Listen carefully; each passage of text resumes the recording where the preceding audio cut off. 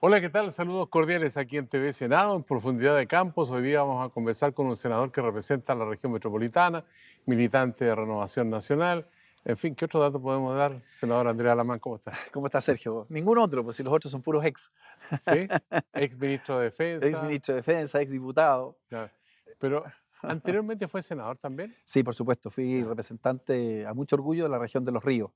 Entre el año, a contar del año 2005, el año 2011, el presidente Piñera en su primer gobierno me convocó al gabinete, de manera que ahí fui ministro de Defensa y posteriormente gané mi elección en la región metropolitana, que hoy día está muy contenta, ¿no? Básicamente por la inauguración de la línea del metro, que es la inauguración, entre paréntesis, de la línea más grande que existe en la historia del metro. 22 kilómetros, más de 18 estaciones, una conexión desde Oriente, zona Poniente, zona Norte, verdaderamente un avance extraordinariamente importante. Que va desde la frontera de Quilicura ahora hasta la comuna de Exactamente, La Reina de Santiago. exactamente. Y posteriormente va a ir incluso más allá, porque van a haber extensiones posteriores, pero en definitiva un gran avance y sobre todo la reafirmación de un concepto. Se ha discutido mucho en la región metropolitana los temas de transporte, seguimos teniendo ese verdadero, ¿cómo decirlo?, ¿no? Esa verdadera mochila que es un sistema de transporte urbano, el Transantiago, que pese a todos los años transcurridos sigue siendo extraordinariamente caro y sigue funcionando extraordinariamente mal. Uno mira hoy día el contraste que había, por ejemplo, en la inauguración del metro, un tren de última generación, absolutamente moderno, aire acondicionado, buenas condiciones para los efectos de que pudiera tener acceso incluso para las personas que tienen alguna discapacidad. Y eso se contrasta con lo que son las micros en la región metropolitana, que uno los ve y son verdaderas chatarras, ¿no es así?, que van muchas veces transitando por las calles. De manera que generar este convencimiento, Sergio, de que el metro debe ser el gran engranaje articulador del transporte en la región metropolitana es también un concepto muy importante. Aquí ha habido siempre un poco bajo la mesa una cierta tensión entre los que son, obviamente que todos los sistemas de transporte tienen que tener alguna integración, pero la pregunta es dónde uno pone las fichas. Entonces la pregunta es, ¿las fichas hay que ponerlas en el metro o hay que ponerlas en el Transantiago? ¿Hay que ponerlas en los rieles o hay que ponerlas en las ruedas? Y yo creo que la definición que se ha tomado en este gobierno de que realmente el eje estructurante sea el metro es una decisión muy correcta. Ahora, esto se va a complementar con los buses eléctricos que están llegando ya a la región metropolitana. Así es. Y algo dijo hoy día en la mañana el presidente que también estaba la idea de que algunos de estos buses fueran a las regiones y que no se quede solamente en la región metropolitana.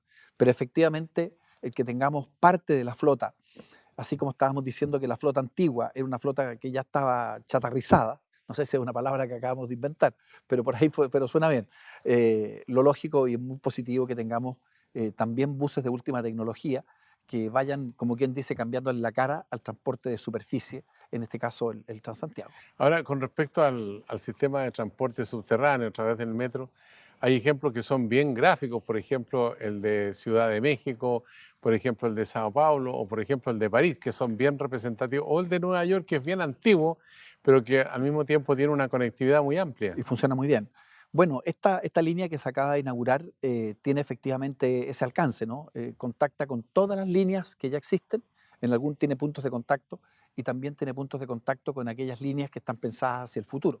De manera que la conectividad que tiene el metro es muy alta y permite un transporte integrado. Estamos hablando de un metro que ya debe tener 140 kilómetros y que el propósito es de aquí al año 2030, ojalá poder agregarle 100 kilómetros más.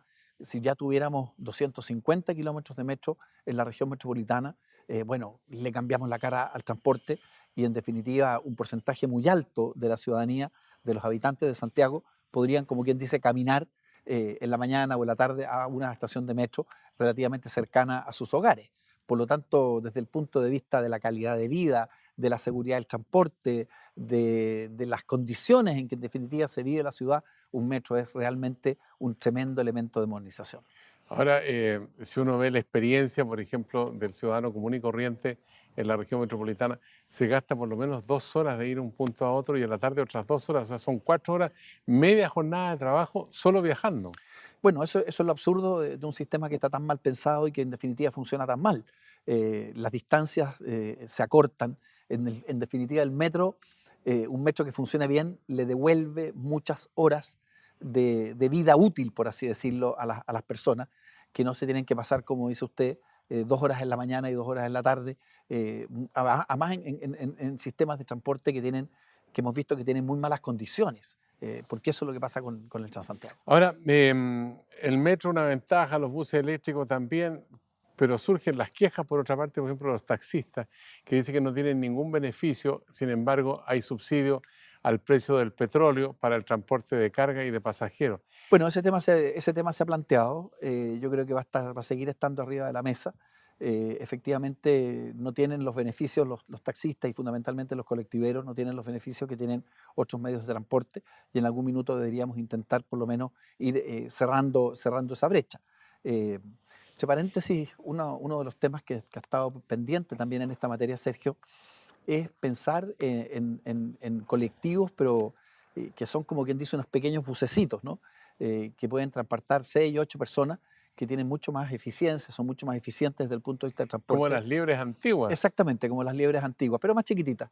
Pueden llegar hasta 10 pasajeros, que es una alternativa que también podría existir para renovar precisamente los taxis y los colectivos. Hablemos de educación. Por supuesto, pues. La educación siempre está en la agenda del siglo pasado para acá, que viene siendo muy protagonista, a veces con más o menos intensidad.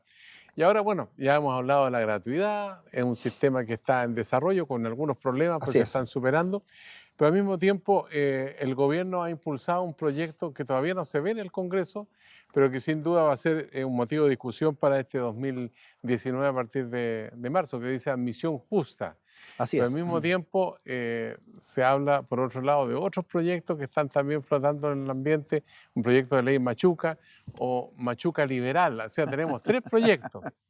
Bueno, hasta ahora solamente hay un proyecto presentado, que es el proyecto del gobierno. Los otros proyectos están anunciados, pero me imagino yo que se van a presentar de aquí a la primera semana de marzo y por lo tanto vamos a tener un debate significativo y un debate muy importante. Yo creo en todo caso que lo que se está discutiendo es algo que va mucho más allá, Sergio, de los aspectos educacionales. Cuando se discute de si tiene que haber mérito o si tiene que valorarse el esfuerzo a la hora de la admisión escolar, lo que se está preguntando no solamente es eso, sino que de alguna manera qué lugar queremos en la sociedad, qué importancia como valor, como principio, le damos precisamente al mérito y al esfuerzo, no solamente en el ámbito educacional, sino que también en el resto de la sociedad. Específicamente el proyecto de admisión justa a lo que apunta es de alguna manera a empezar a recobrar el valor que tenían los liceos emblemáticos o los colegios de alta exigencia y permitir que en esos colegios de alta exigencia sea el mérito y el desempeño y no el azar precisamente el que sea el criterio orientador para la admisión en tales colegios. A mí esta fue una discusión que tuvimos hace unos años.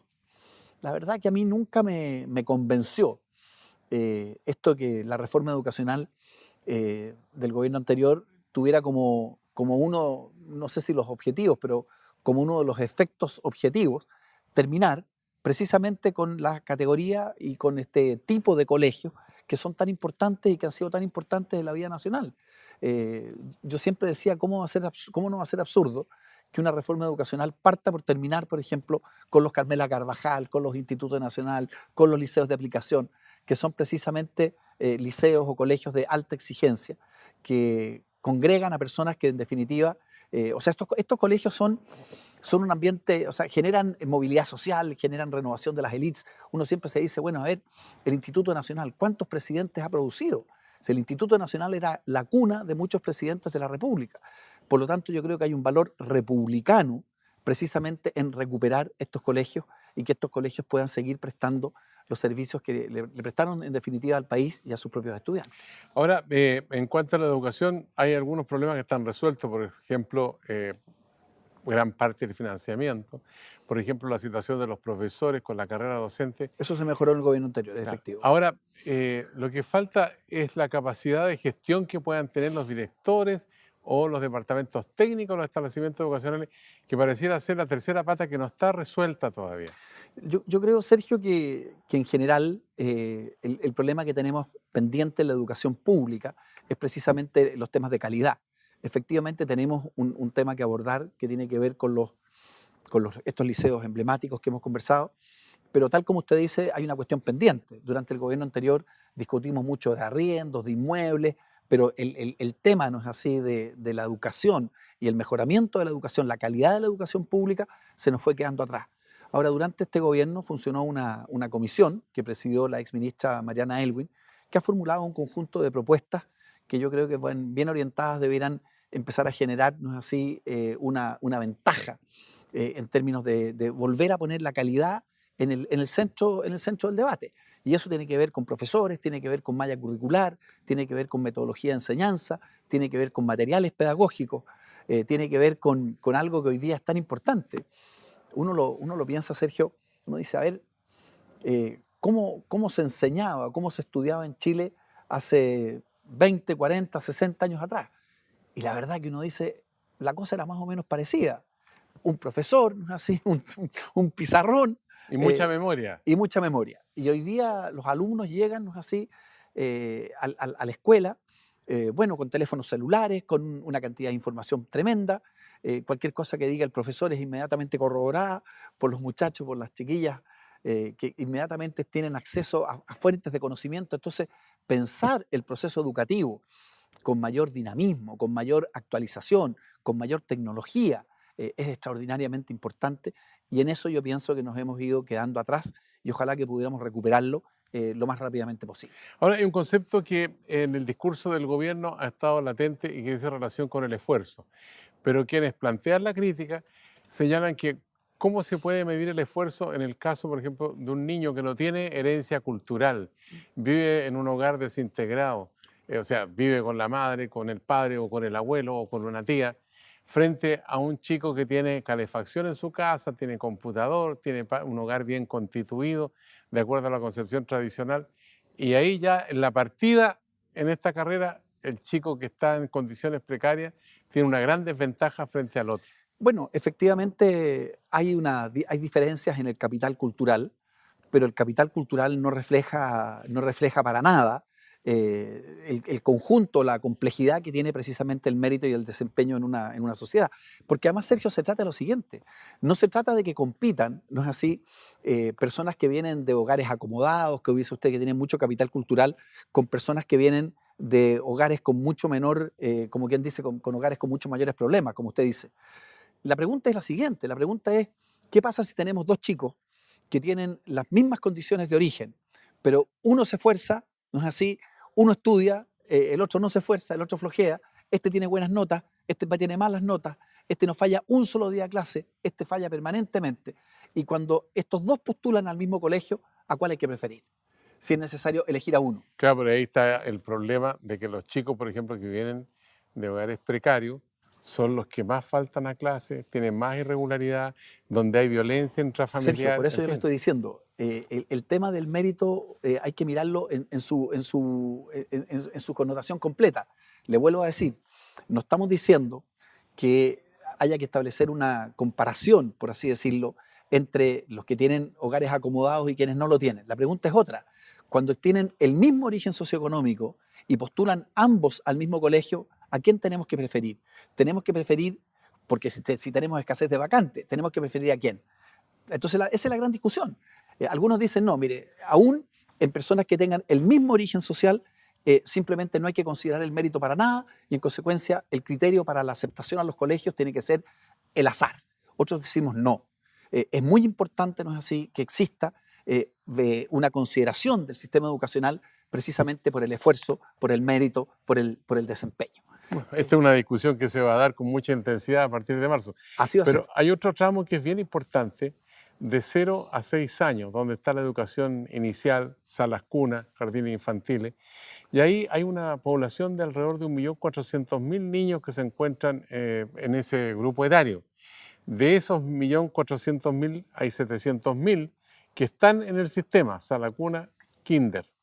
Pero otros 700.000 están fuera del sistema. Y eso es tan importante, Sergio, que tiene que ver también con qué prioridad te queremos tener como país. Usted lo dice con toda razón. Si uno dijera cuál es el vehículo, cuál es el mecanismo, cuál es el instrumento más eficaz que existe para ir disminuyendo las brechas de desigualdad que tenemos en Chile, habría que ir exactamente al punto que usted señaló. ¿Qué es lo que pasa con la educación temprana? Y efectivamente tenemos un porcentaje muy importante de nuestros niños que no asisten hoy día ni a sala cuna, no asisten ni a los jardines, no es así, y por lo tanto hay que meter ahí el énfasis. Quizás hemos estado demasiado volcados durante el último tiempo, por ejemplo, a los temas de gratuidad universitaria, y no les hemos dado la suficiente atención a lo que es la educación temprana, que como usted dice es el camino para empezar a reducir las brechas de desigualdad. Estamos conversando con el senador Andrés Salamán aquí en Profundidad de Campos a través de Radio Universidad Central y Cooperativa.cl. Hacemos una pausa, senador, Muy bien, porque pues, tenemos bastante más paño que cortar le seguimos dando. en medio verano.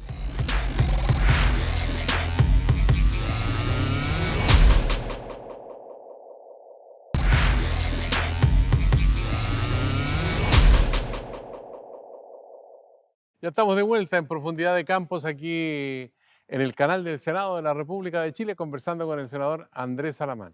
Usted fue Y rugbyista. se nos fue este primer año, oiga, Se nos se fue nos el fue el primer. primer año del gobierno. Oye, usted fue rugbyista. Así fue.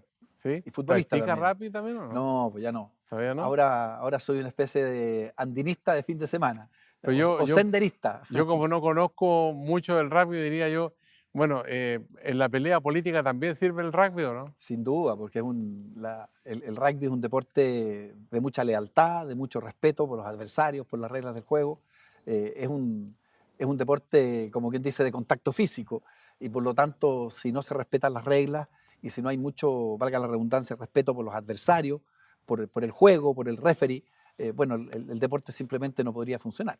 ¿Hay Entonces, golpes bajos, no? ¿Golpes bajos, no? Mire, déjeme decirle, bueno, siempre existe, ¿no? Porque en la política hay golpes bajos. Bueno, claro, como digo yo siempre, la política es sin llorar, pero el rugby es un deporte de mucha lealtad y por eso que quienes lo hemos practicado en alguna etapa de nuestras vidas, siempre consideramos que es muy formativo. Uno aprende ahí se aprende a ganar, se aprende a perder, se aprende a ganar sin altanería, se aprende a perder siempre con mucha dignidad.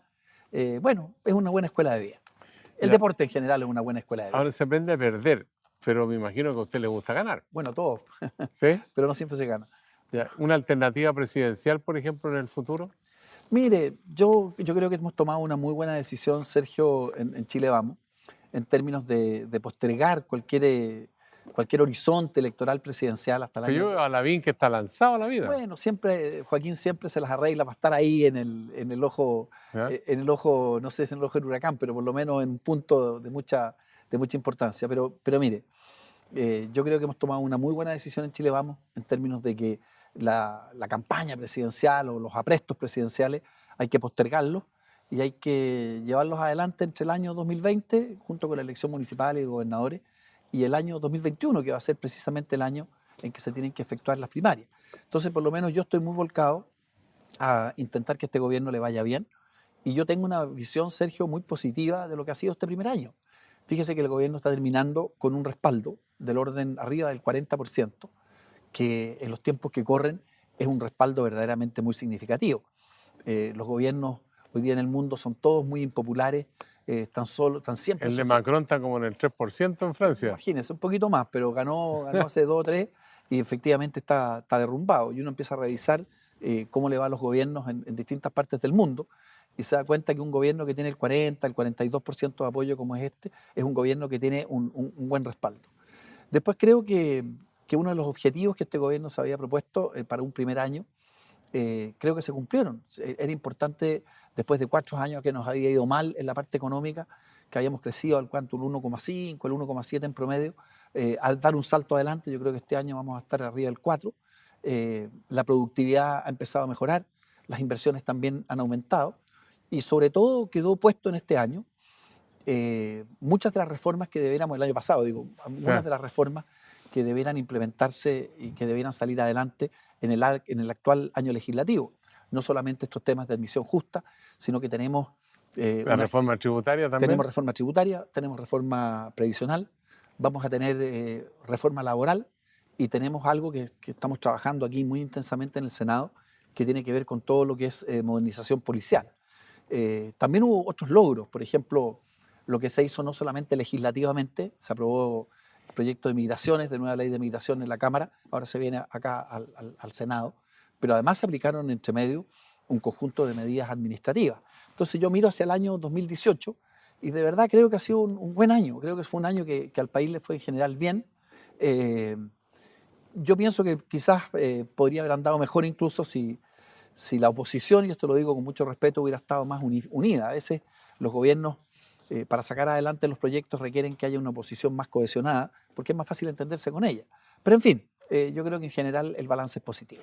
Usted mencionó reforma policial y uno piensa inmediatamente en Carabineros, que no le pudo haber ido peor en los últimos 2 años a la policía uniformada. Entonces uno dice, bueno, a ver, hay que modernizar.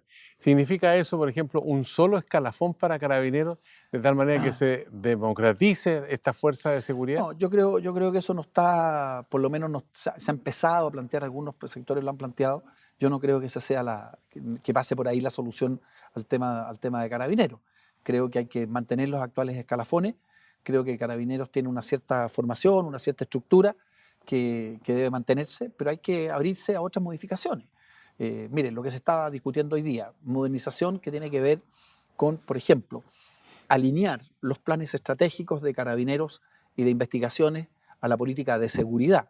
Pero Establecer, tendría que ser acreditados los planes y programas de estudio de es que a Carabineros eso voy. por la CNA, la Comisión Nacional Mire, yo creo que hay que, de déjeme Acreditación. decirle lo que yo veo como quien dice, cuáles son las claves de este asunto.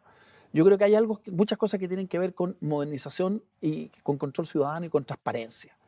Eso tiene que ver también con que los planes de desarrollo de las policías estén subordinadas al poder civil y estén alineadas con lo que son precisamente las políticas de gobierno. Creo que efectivamente hay que hacer mucho en materia de formación. Durante muchos gobiernos estuvimos permanentemente hablando de que había que aumentar el número de carabineros, aumentar el número de carabineros, aumentar el número de carabineros y la formación. Y la formación. Hoy día hay carabineros que tienen una formación precaria desde el punto de vista del tiempo. Y eso, por supuesto, posteriormente, como se ha visto, Hay repercute. vacantes, hay más de 6.000 vacantes. Bueno, tenemos entonces que ver los temas de formación, tenemos que ver los temas de ingreso, que son importantes, tenemos que ver los temas de carrera policial y tenemos que ver los temas que tienen que ver con modernización desde el punto de vista de su organización, de la organización interna de las propias instituciones. Esto es algo, Sergio, que no se había hecho y que llegó el momento de hacerlo y hacerlo con mucha fuerza. Ahora, Carabineros tendría que dedicarse a reprimir el delito, a cumplir con las órdenes de la Fiscalía, o al mismo tiempo tiene que investigar también en un trabajo que muchas veces choca con el trabajo de la Policía de Investigaciones. Bueno, efectivamente, ese es un problema que tenemos hace mucho tiempo y por eso que una de las directrices que habría que agregar a las que hemos señalado en esta conversación es precisamente avanzar en una mejor especialización de las policías. Tal como usted dice, aquí a veces tenemos dos policías que actúan sobre las mismas cosas en el mismo territorio, con competencias muy parecidas y que lejos de cooperar, muchas veces terminan compitiendo entre sí. Entonces, lo que yo diría que es el consenso hoy día es que Carabineros tiene que estar fundamentalmente orientado a tareas de prevención y la PDI tiene que estar fundamentalmente orientadas a materias de investigación. ¿Cómo hacer esa separación? Es uno de los temas que vamos a tener que estudiar y trabajar bien durante este año, en que este tema va a estar arriba de la mesa, porque debieran haber un proyecto de ley, a lo menos para tratar esta materia, que podríamos denominarla la mejor especialización de las policías. Ahora, usted fue ministro de Defensa también. Así es.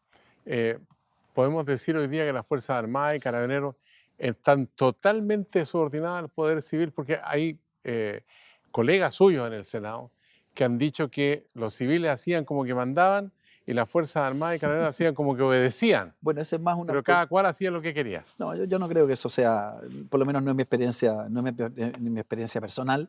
Creo que sería una autocrítica muy marcada, porque en estos 30 años que llevamos de régimen democrático, la verdad que nosotros hemos gobernado 5. Los otros 25, por así decirlo, en números gruesos, han sido de la concertación o de la nueva mayoría. Mire, yo creo que en esto hay mucho mito. Por lo menos en el caso de las Fuerzas Armadas hay una clara subordinación al Poder Civil. Efectivamente, en el caso de Carabineros hay zonas de autonomía que tienen que ser reducidas.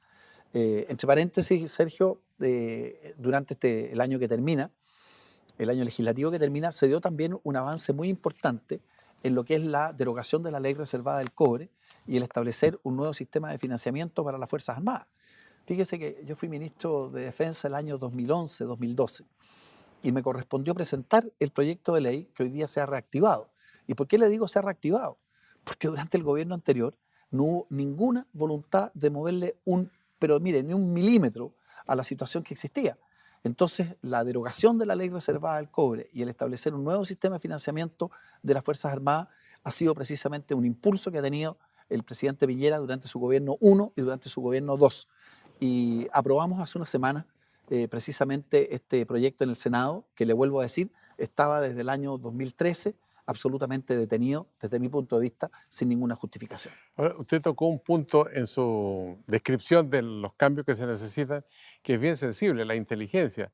Y la operación Huracán, por ejemplo, demuestra abiertamente de que la inteligencia ahí estaba por el suelo, que no Así es, funcionó para así nada. es, así es. Incluso trajeron a un tipo que supuestamente era ingeniero en algo y lo instalaron ahí como en el corazón de la operación, en una policía uniformada que fue comprando todos los productos que él generaba y que finalmente eran falsos. Pero además tenemos el otro capítulo del asesinato de Camilo Catrillanca en el sur y al mismo tiempo tenemos más de 28.000 millones de pesos que fueron defraudados al fisco. Bueno, O sea, esos tres eventos demuestran bastante bien por qué decimos que Carabineros está en una situación tan compleja y por qué es importante recuperarla. Fíjese que en el caso del desfalco y en el caso de la operación Huracán, desde el punto de vista de la autoridad, no hubo simplemente ninguna respuesta.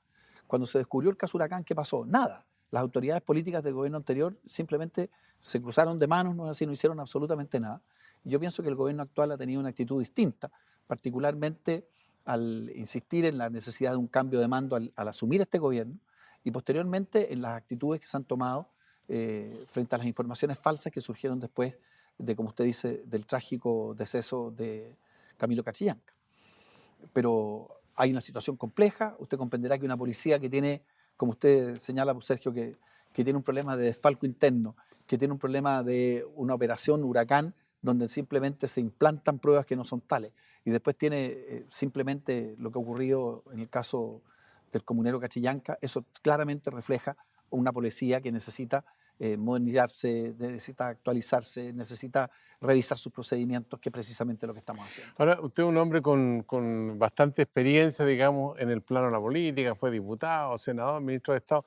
¿Cuál es la visión que tiene con respecto a la delincuencia? Porque uno ve todos los días cómo se reproducen imágenes de portonazos, de asalto a la vía pública, de tráfico de drogas, que ese es otro de los puntos importantes en la comisión de delito, porque están deteniendo a sujetos que trafican papelillos.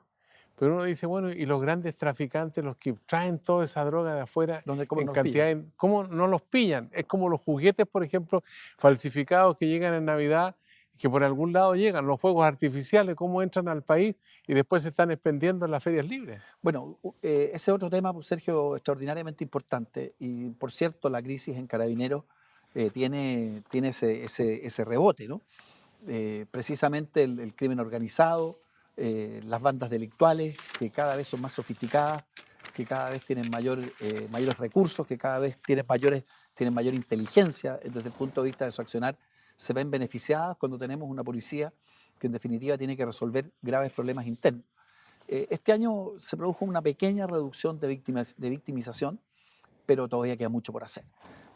Obviamente que los temas de seguridad ciudadana siguen siendo por algo el problema número uno para todos los chilenos.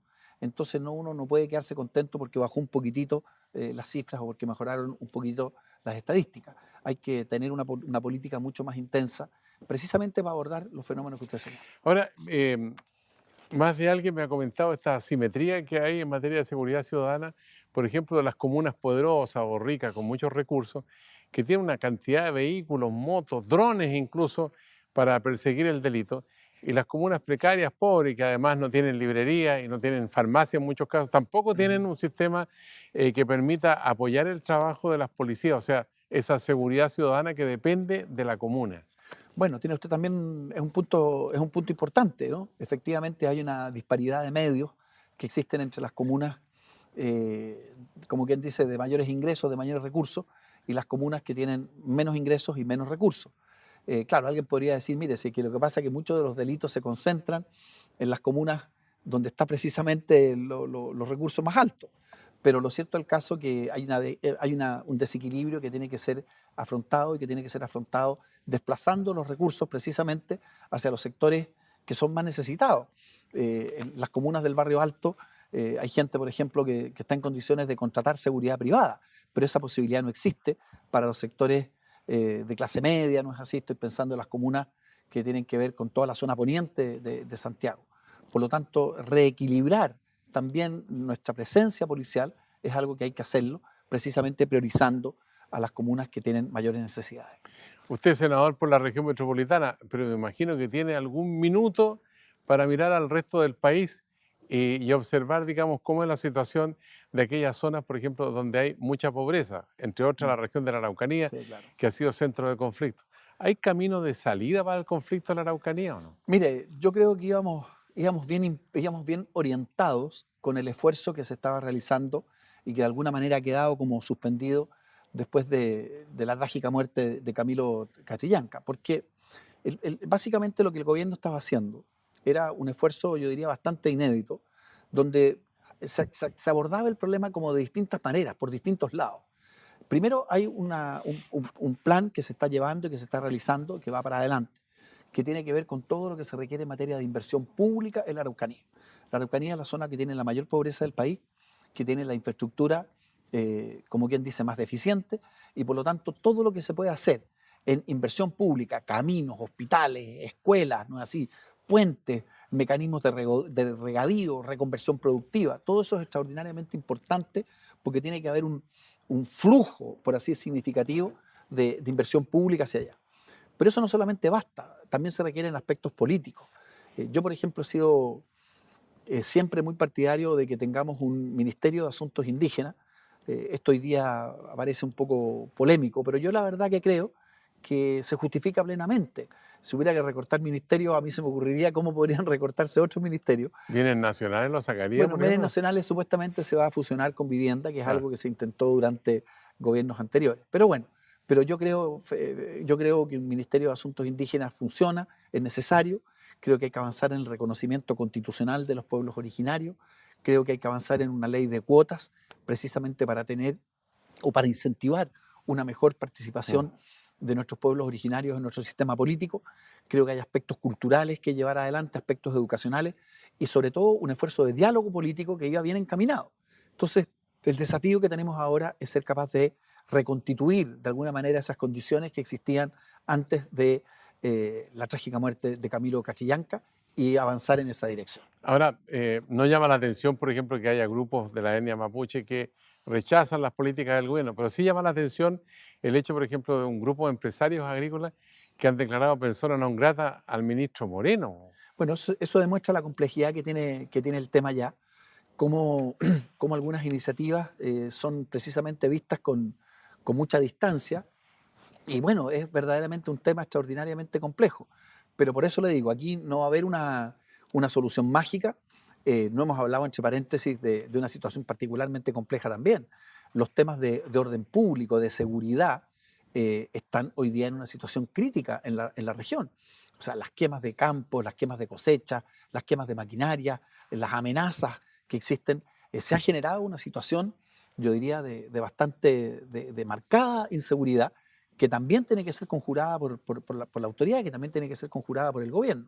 Entonces hay que volver, como quien dice, a poner todas las piezas en la misma dirección.